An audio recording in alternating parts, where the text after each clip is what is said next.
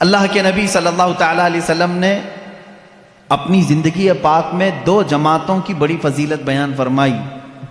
دو جماعتوں کی بڑی فضیلت بیان فرمائی. ایک صحابہ کی جماعت ہے اور دوسرے اہل بیت کی جماعت ہے. رسول اللہ صلی اللہ علیہ وسلم کے گھر والے جو ہیں ان کو اہل بیت کہتے ہیں. اور صحابی کی تعریف تو میں نے ابھی بتا دیا کہ جو رسول کریم صلی اللہ علیہ وسلم کو حالت ایمان میں دیکھے ہوں اور حالت ایمان میں ہی دنیا سے رخصت ہوئے ہوں. دونوں کے بارے میں رسول کریم صلی اللہ تعالیٰ علیہ وسلم کا ایک ایک فرمان سن لیجیے. ایک ایک حدیث دونوں کے بارے میں بتا دیتا ہوں. صحابہ اکرام کے بارے میں میرے آقا صلی اللہ علیہ وسلم فرماتے ہیں اصحابی کالنجوم بأیہم اقتدیتم اہتدیتم. میرے صحابہ آسمان کے تاروں کی طرح ہیں، تم جس کی بھی پیروی کرو گے ہدایت پا جاؤ گے، جس کے بھی پیچھے چلو گے ہدایت پا جاؤ گے. میرے عزیزو، تاروں سے مشابہت اس لیے دی گئی کہ پہلے دور میں ایسا ہوتا کہ لوگ اپنا راستہ تاروں کو دیکھ کر کے ہی منتخب کرتے تھے. ستارے آج تمہارے لیے دیکھنے کی بھی فرصت نہیں تارے چمک رہے ہیں کہ نہیں چمک رہے ہیں، تمہارے پاس گوگل میپ آ گیا نا. اس زمانے میں جو لوگ لمبے سفر پر ہوتے وہ تاروں کو دیکھ کر کے اپنی سمت متعین کرتے تھے. یہ مشرق کی طرف راستہ جا رہا ہے، مغرب کی طرف، یہ ایسٹ ویسٹ ساؤتھ نارتھ سب وہ تاروں سے منتخب کرتے تھے. عرب اس معاملے میں بہت مشہور بھی تھے، معروف بھی تھے. اتنا ہی نہیں، جو سمندروں کے سفر میں جاتے ہیں، اور آج بھی سمندروں کے سفر میں کشتیاں ہوں تو وہ تاروں سے، ستاروں سے اپنے راستے منتخب کرتے ہیں. جو تاروں کا علم رکھتے ہیں انہیں معلوم ہے کہ کون سا تارا چمکتا ہے اور وہ کس سمت میں دکھاتا ہے راستہ. علم نجوم کے جو ماہر ہیں وہ جانتے ہیں. عربی میں تارے کو نجم کہتے ہیں. کیا کہتے ہیں؟ نجم. اور اس کی پلورل ہے، جمع ہے نجوم. نجوم، حضور اکرم صلی اللہ علیہ وسلم نے صحابہ کو کہا یہ نجوم ہیں، ہدایت کے تارے ہیں، تم جس تارے کے پیچھے بھی چلو گے ہدایت پا جاؤ. یہ تارے عام طور پر کہاں پر ہدایت دیتے ہیں؟ کشتی میں، سمندر کے سفر میں بہت زیادہ ان کی ضرورت ہوتی ہے. کیونکہ راستہ چلتے وقت ہو سکتا ہے تم کہیں کسی سے پوچھ کر کے راستہ طے کر لو گے. سمندر کے سفر میں کوئی ملتا نہیں سوائے مچھلیوں کی، کسے راستہ پوچھو گے؟ جب بیچ سمندر میں کشتی پہنچتی ہے تو وہاں ایسٹ ویسٹ ساؤتھ نارتھ کچھ بھی نہیں معلوم پڑتا، جہاز کس طرف جا رہے ہیں. تو وہاں تاروں سے ہی راستہ منتخب کیا جاتا ہے، معین کیا جاتا ہے. ایک حدیث میں نے صحابہ کے متعلق سنائی. دوسری حدیث سنیں. اللہ کے نبی صلی اللہ تعالیٰ علیہ وسلم فرماتے ہیں الا ان مثل اہل بیتی کمثل سفینۃ نوح من رکبها نجا ومن تخلف عنها ہلک او کما قال النبی صلی اللہ علیہ وسلم.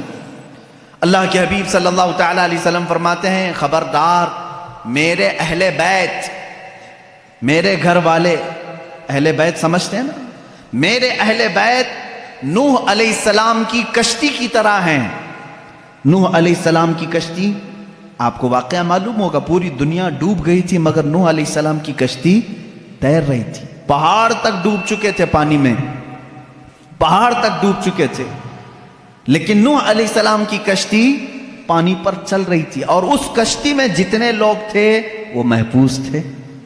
اب میرے آقا صلی اللہ علیہ وسلم کی حدیث سنو. فرماتے ہیں رسول کریم صلی اللہ علیہ وسلم میری اہل بیت، میرے گھر والوں کی مثال نوح علیہ السلام کی کشتی کی طرح ہے. جو ان کے ساتھ ہو گیا وہ نجات پا گیا. جیسے جو نوح علیہ السلام کی کشتی میں بیٹھا وہ ہدایت پا گیا، صحیح طریقے سے باہر نکل گیا. اور جو اہل بیت کا دامن پکڑا وہ نکل گیا، یعنی اس دنیا میں گمراہ ہونے سے محفوظ رہا. اب دیکھیں، اس کو کہا ہے کشتی. حضور اکرم صلی اللہ علیہ وسلم نے اہل بیت کو کیا کہا ہے؟ کشتی. اور صحابہ کو کیا کہا ہے؟ نجم، ستارے. ستاروں کی ضرورت اسی وقت ہوتی ہے جب کشتی سمندر میں ہوتی ہے. دونوں کی مماثلت دیکھیں سمندر کے سفر میں. اب یہاں سے ایک بات سمجھ میں آئی کہ اگر تمہیں سمندر کا سفر کرنا ہے اور تم کہتے ہو صرف تارے دیکھ کر کے میں چلوں گا، ڈوب جاؤ گے. تمہیں کیا چاہیے؟ کشتی چاہیے. تارے راستہ تو دکھا سکتے ہیں لیکن سمندر پہ چلنا تمہارے بس کی بات نہیں. کشتی پہ سوار ہونا ہوگا. اور اگر کوئی بندہ یہ کہے میرے پاس کشتی ہے میں کچھ بھی نہیں دیکھوں گا خود چلوں گا، وہ سمندر میں بھٹکتا پھرے گا، اسے تارے دیکھنا ہی پڑے گا. اس کا مطلب ہوا کہ بغیر صحابہ کے بھی دین نہیں چلے گا، بغیر اہل بیت کے بھی دین نہیں چلے گا. تم اگر اہل بیت کی محبت کے دعوے دار ہو تو صحابہ کو بھی ماننا ہوگا، اور اگر صحابہ کی محبت کے قائل ہو تو اہل بیت کا دامن بھی نہیں چھوڑنا ہوگا. اسی لیے اعلیٰ حضرت نے فرمایا، یہ دونوں لفظ یاد ہو گئے، کشتی کو ناؤ کہتے ہیں، کشتی کو ناؤ، اور صحابہ کو حضور نے نجم کہا ہے. اعلیٰ حضرت فرماتے اہل سنت کا ہے بیڑا پار، اصحاب حضور نجم ہے اور ناؤ ہے اطرت رسول اللہ کی. یہ صرف ہم ہیں کہ ہمارے پاس صحابہ کی جماعت بھی ہے اور اہل بیت کی جماعت بھی ہے. ہم شیعہ رافضی بھی نہیں اور گستاخ صحابہ بھی نہیں. ہم اہل بیت کے دشمن خارجی بھی نہیں اور صحابہ کے دشمن شیعہ رافضی بھی نہیں. الحمدللہ ہم جہاں صدیق اکبر کی امامت کو تسلیم کرتے ہیں وہیں حیدر کرار کی ولایت کو بھی تسلیم کرتے ہیں. ہم جہاں سیدہ کائنات فاطمۃ الزہرا رضی اللہ تعالیٰ عنہا کو سلام اللہ علیہا کہتے ہیں، انہیں جنتی عورتوں کی سردار مانتے ہیں، وہیں ام المومنین عائشہ صدیقہ کا بھی احترام کرتے ہیں. یہ اہل سنت و جماعت ہے جو درمیانی راستے میں ہے. میرے عزیزو ذرا ادھر ادھر ہو جاؤ گے تو قدم ڈگمگا جائیں گے. کبھی ایسا ہوگا کہ کشتی میں بیٹھے تو ہو لیکن تمہیں تارے نہیں دیکھنے ہیں، نہیں ہم کو صحابہ کی ضرورت نہیں، بھٹکتے رہو گے بھٹکتے رہو گے. کہاں جا رہے ہیں پتہ ہی نہیں چلتا. ایسے ہیں آج شیعہ بھی ہیں بیچارے بھٹکے ہوئے ہیں، انہیں پتہ ہی نہیں ہے مغرب میں جانا ہے کہ مشرق میں جانا ہے. صحابہ کی اگر ہدایت ساتھ ہو تو کشتی پر بیٹھا ہوا آدمی منزل مقصود تک پہنچتا ہے. حدیث پاک ہے اللہ اللہ فی اصحابی. حضور اکرم صلی اللہ علیہ وسلم نے فرمایا اللہ سے ڈرو، اللہ سے ڈرو میرے صحابہ کے بارے میں، میرے بعد میرے کسی صحابی کو گالی مت دینا. میرے آقا صلی اللہ علیہ وسلم فرماتے ہیں جس نے میرے کسی صحابی کو گالی دی اس نے مجھے گالی دی. اللہ کے نبی صلی اللہ تعالیٰ علیہ وسلم کی شان میں کوئی گالی دینا پسند کرے گا؟ خود حضور اکرم صلی اللہ علیہ وسلم نے فرمایا میرے دوستوں میں میرے صحابہ میں جس کو بھی تم نے گالی دی گویا کہ اس نے مجھے گالی دی. آج لوگ اس طرح کی باتوں کو ہلکا سمجھ رہے ہیں. بہرحال اس پر میں بعد میں آتا ہوں.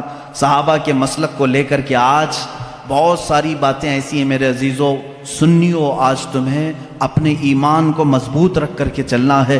اب معاشرے میں جیسے وہابیت کی جراثیم پھیلے تھے پہلے ایک زمانہ ہو گیا 100 سال گزرنے کو آ گئے لیکن جہاں سعودی ڈھیلا پڑا وہابی بھی ڈھیلے پڑنے لگ گئے، کیونکہ یہ سارا ریال کا کرشمہ تھا اور سب پورے سعودی ریال اور ڈالر سے چلتے تھے. ریال کی ویلیو کم ہو گئی، اب وہ آ بھی نہیں رہے بٹ بھی نہیں رہے، جس کی وجہ سے فتنہ کم ہو گیا. لیکن اس کے بعد جو فتنہ جنم لے رہا ہے وہ ایرانیوں کا فتنہ ہے، رافضیوں کا فتنہ ہے، شیعوں کا فتنہ ہے. یہ بھولے بھالے سنی مسلمانوں کے ذہن و دماغ میں ان کو معلوم ہے کہ یہ سارے سنی اہل بیت سے ٹوٹ کر محبت کرتے، اہل بیت کے نام پر ان کو گمراہ کر دو. وہ اپنے عقائد ہمارے درمیان ڈالنے کی کوشش کر رہے ہیں. ظاہر سی بات ہے میں سیدہ فاطمۃ الزہرا رضی اللہ تعالیٰ عنہ کا نام آئے تو ان کے قدموں پہ جان دینے کو تیار ہوں. میں جہاں حسنین کریمین کی بات آئے گردن لے کر میدان میں تیار ہوں. ہر سنی کا ہمارا عقیدہ یہی ہے. ہم ان ائمہ اطہار اور یہ جو اہل بیت ہیں ان کے لیے تو جان فدا کرنے کی بات کرتے ہیں، اور یہ شیعوں کو معلوم ہے، وہ جانتے ہیں کہ یہ سنی اہل بیت سے بہت محبت کرتے ہیں، ان کو بلیک میل انہی ناموں سے کیا جائے. تو یہ آتے ہیں ہمارے درمیان الگ الگ پردے اوڑھ کر کے، الگ الگ لباس اوڑھ کر کے آتے ہیں، اور تمہارے اندر وہ بیکٹیریا وہ جراثیم ڈالنے کی کوشش کرتے ہیں جو ان کے عقیدے ہیں. اگر میں وہ عقیدے کھولوں تو یہاں بڑی طویل بحث چلی جائے گی، میرا ٹاپک ہی ہٹ جائے گا. بعد میں بات یہ ہو جائے گی کہ پوری تقریر اسی پر ہونا پڑے گی کہ ان کے عقائد آج جامعہ ازہر میں ہم نے پڑھا بھی ہے. یہ لوگ حضرت علی کرم اللہ وجہہ الکریم کو انبیاء اکرام سے افضل کہتے ہیں. ہم بھی حضرت علی کی محبت اور ان کی تعظیم کو اپنا ایمان کا حصہ سمجھتے ہیں، لیکن رسول پاک صلی اللہ علیہ وسلم اور انبیاء سے بڑھ کر کے نہیں. نبی سے بڑھ کر کے کوئی غیر نبی نہیں ہو سکتا. اور یہ مولا علی کرم اللہ وجہہ الکریم کے متعلق بعض شیعہ تو یہاں تک کہتے ہیں، معاذ اللہ، اب بھی موجود ہے انٹرنیٹ پر ایسے ویڈیو کلپس بھی موجود ہیں. کچھ شیعہ یہ تک کہہ جاتے ہیں اللہ فاطمہ زہرا کے گھر کو اپنی داڑھی سے جھاڑو لگاتا ہے. معاذ اللہ رب العالمین، نعوذ باللہ من ذالک. یہ ایسے جملے ہیں جس کو کہنے سے بھی دل کتراتا ہے. اہل بیت کی محبت سر آنکھوں پر، لیکن ان کو خدا کے درجے تک پہنچانا یہ شرک ہے. یہی تو عیسائیوں نے کیا.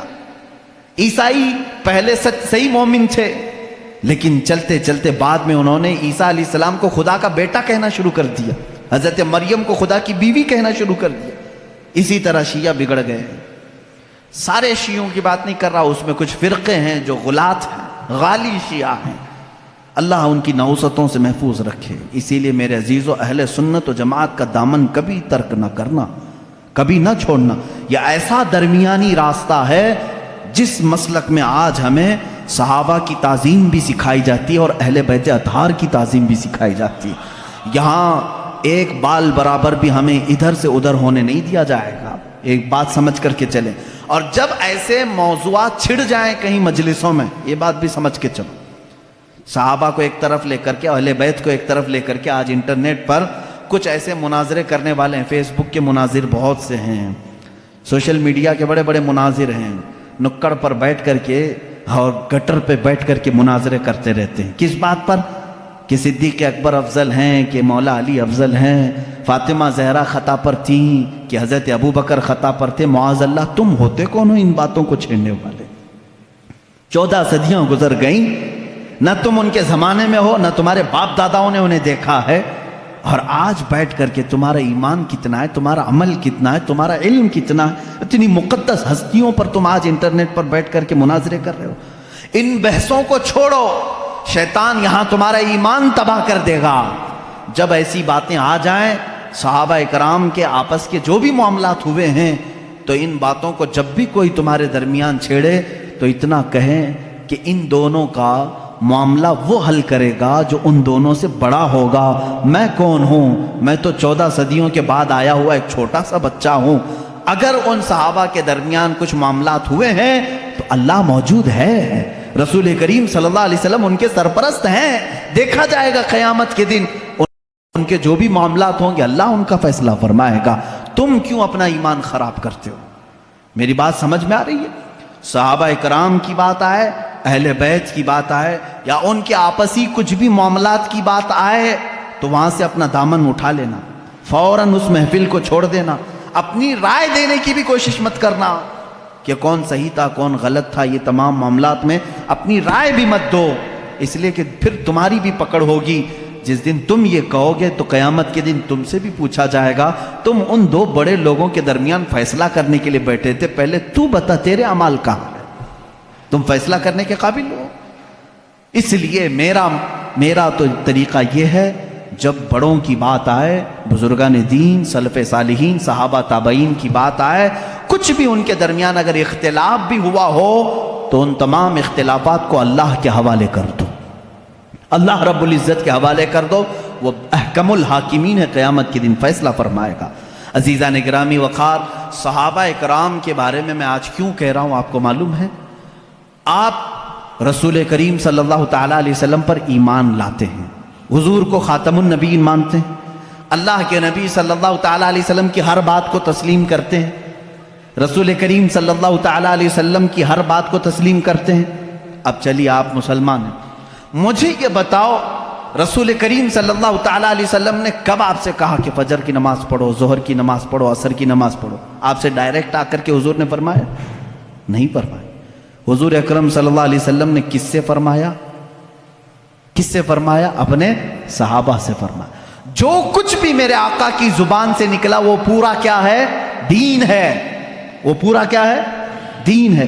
قرآن میرے آقا کی زبان سے نکلا، اللہ تعالیٰ نے وہی فرمائی اور حضور نے پڑھ کر سنا. کس کو سنایا؟ صحابہ کو سنا. رمضان کے 30 روزے رکھنا ہے، حضور نے کس کو بتایا؟ صحابہ کو بتایا. حج فرض ہے، میرے آقا نے کس کو بتایا؟ صحابہ کو بتایا. زکوٰۃ فرض ہے، میرے آقا نے کس کو بتایا؟ یہ میرا پورا دین میرے آقا نے صحابہ کو بتایا. اگر ان صحابہ کو ہٹا دیا جائے تو پھر ہمارا دین کچھ بھی نہیں ہے. ہم تک اگر دین کو منتقل کیا ہے، ٹرانسفر کیا ہے، تو کس نے کیا؟ صحابہ اکرام. ان کو چھوڑ کر کے تم کوئی فیصلہ نہیں لے سکتے. صحابہ اکرام رضوان اللہ تعالیٰ علیہم اجمعین نے روایتیں کی، حضور صلی اللہ علیہ وسلم کی باتیں ہم تک منتقل کی.